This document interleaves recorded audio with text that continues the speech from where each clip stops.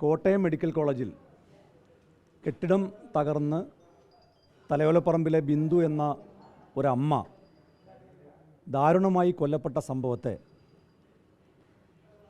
ഇടതുപക്ഷ ജനാധിപത്യ മുന്നണിയിലെ ചില മന്ത്രിമാരും നേതാക്കന്മാരും മലയാളിയെ ആകെ നാണിപ്പിക്കുന്ന തരത്തിലുള്ള ന്യായീകരണവുമായിട്ടാണ് പ്രതിരോധിച്ചുകൊണ്ടിരിക്കുന്നത്. മന്ത്രി വി എൻ വാസവൻ ചോദിച്ചത് ആരോഗ്യമന്ത്രി ഉരുട്ടിയിട്ടതാണോ തള്ളിയിട്ടതാണോ അങ്ങനെയാണോ ബിന്ദു കൊല്ലപ്പെട്ടത് എന്നാണ് ചോദിക്കുന്നത്. കെട്ടിടം പൊളിഞ്ഞതിന് മന്ത്രി രാജിവെക്കേണ്ടതുണ്ടോ എന്ന ചോദ്യമാണ് CPM-ലെ ചില നേതാക്കന്മാർ ചോദിക്കുന്നത്. കെട്ടിടം പൊളിഞ്ഞതിന് മന്ത്രി രാജിവെക്കണം എന്നല്ല ഞങ്ങൾ ആരും ആവശ്യപ്പെട്ടത്. പാലം പൊളിഞ്ഞതിന് കൂളിമാട് പാലം അടക്കം പാലം പൊളിഞ്ഞതിന് പൊതുമരാമത്ത് മന്ത്രി റിയാസ് അങ്ങനെയായിരുന്നെങ്കിൽ രാജിവെക്കേണ്ടതായിരുന്നില്ലേ? അങ്ങനെ ഒരു ആവശ്യം ഞങ്ങൾ ഉന്നയിച്ചില്ലല്ലോ.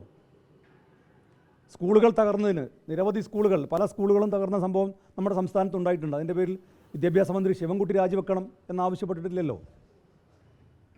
ഇത് ഒരു കെട്ടിടം തകർന്നു എന്ന് മാത്രമല്ല, ആ കെട്ടിടം തകർന്ന സ്ഥലത്ത് ആരോഗ്യമന്ത്രി എത്തിയിട്ട് സംഭവസ്ഥലത്ത് ആരോഗ്യമന്ത്രി എത്തിയിട്ട് ഏതാണ്ട് 2.25 മണിക്കൂർ നേരം രക്ഷാപ്രവർത്തനം വൈകിപ്പിക്കാൻ ഇതൊരു നിസ്സാരമായ അപകടമാണെന്നും 2 പേർക്ക് നിസ്സാരമായ പരിക്കേ പറ്റിയിട്ടുള്ളൂ എന്നും പറഞ്ഞ് രക്ഷാപ്രവർത്തനത്തെ പ്രതിരോധിക്കാൻ വേണ്ടി ആരോഗ്യമന്ത്രി നേരിട്ട് ഇടപെട്ടതിൻ്റെ ദൃശ്യങ്ങൾ, അവരുടെ വർത്തമാനങ്ങൾ മലയാളി മുഴുവൻ കണ്ടതാണ്.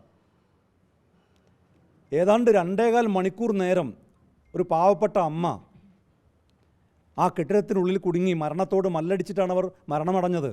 അവരുടെ ആ വേദന, അവർ സഹിച്ച വേദന ആലോചിക്കുന്ന ഏതൊരു മനുഷ്യനും ന്യായീകരിക്കാൻ കഴിയാത്ത തരത്തിലുള്ള ന്യായീകരണങ്ങളുമായിട്ടാണ്, ആ മരണത്തെപ്പോലും അപമാനിക്കുന്ന തരത്തിലുള്ള പ്രസ്താവനകളുമായിട്ടാണ് വി എൻ വാസവൻ ഉൾപ്പെടെയുള്ള മന്ത്രി അടക്കം രംഗത്ത് വന്നത്. അതുകൊണ്ട് ഈ സമരവും തുടരാൻ തന്നെയാണ് ഞങ്ങളുടെ തീരുമാനം. വരും ദിവസങ്ങളിൽ ഈ സമരം ശക്തമാക്കും. ഇപ്പോൾ DYFI വന്ന് പറയുന്നത് ഞങ്ങൾ സമരം പ്രതിരോധിക്കുമെന്നാണ്. അങ്ങനെയുള്ള ഭീഷണിയൊന്നും വേണ്ട എന്നാണ് വളരെ മാന്യമായി DYFIക്കാരോട് ഞങ്ങൾക്ക് പറയാനുള്ളത്. നിങ്ങൾ നടത്തിയ സമരമൊക്കെ കേരളം കണ്ടതാണ്.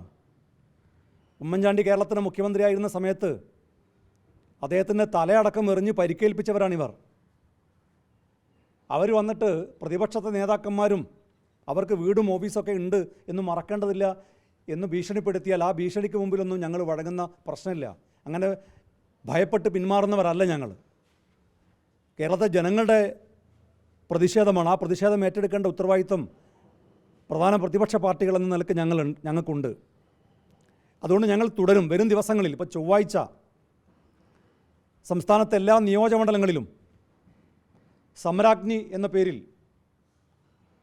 പ്രതിഷേധ സമരത്തിന് നേതൃത്വം കൊടുക്കാനാണ് യൂത്ത് ലീഗിൻ്റെ സംസ്ഥാന കമ്മിറ്റി തീരുമാനിച്ചത്. അതോടൊപ്പം ജില്ലാ കമ്മിറ്റികളുടെ നേതൃത്വത്തിൽ മിന്നൽ സമരങ്ങൾ ഉണ്ടാകും.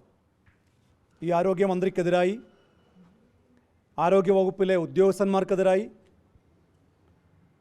അതിശക്തമായ സമരങ്ങൾക്ക് വരും ദിവസങ്ങളിൽ ഞങ്ങൾ നേതൃത്വം കൊടുക്കും. നാളെ ഉൾപ്പെടെ അത്തരം സമരങ്ങളൊക്കെ മാധ്യമപ്രവർത്തകരെ മാത്രം അറിയിച്ചുകൊണ്ടുള്ള സമരമടക്കം ഞങ്ങൾക്ക് നടത്തേണ്ടി വരും. അത്തരം സമരങ്ങൾ വരും ദിവസങ്ങളിൽ യൂത്ത് ലീഗിൻ്റെ നേതൃത്വത്തിൽ സംഘടിപ്പിക്കും എന്നാണ് അതുമായി ഞങ്ങൾക്ക് മാധ്യമങ്ങളെ അറിയിക്കാനുള്ളത്. ഈ സമരം കേരളത്തിലെ മുഴുവനും ജനങ്ങളുടെയും സമരമാണ്. ആരോഗ്യവകുപ്പിനെ കഴിഞ്ഞ 9 വർഷമായി തകർത്തുകൊണ്ടിരിക്കുന്ന ആരോഗ്യമന്ത്രിക്കെതിരായിട്ടാണ്, ഈ സർക്കാരിനെതിരായിട്ടാണ്. ആ സമരങ്ങളൊക്കെ വരും ദിവസങ്ങളിൽ ഞങ്ങൾ തുടർന്നു കൊണ്ടുപോകും എന്നാണ് അതുമായി ബന്ധപ്പെട്ട് നിങ്ങളെ അറിയിക്കാനുള്ളത്.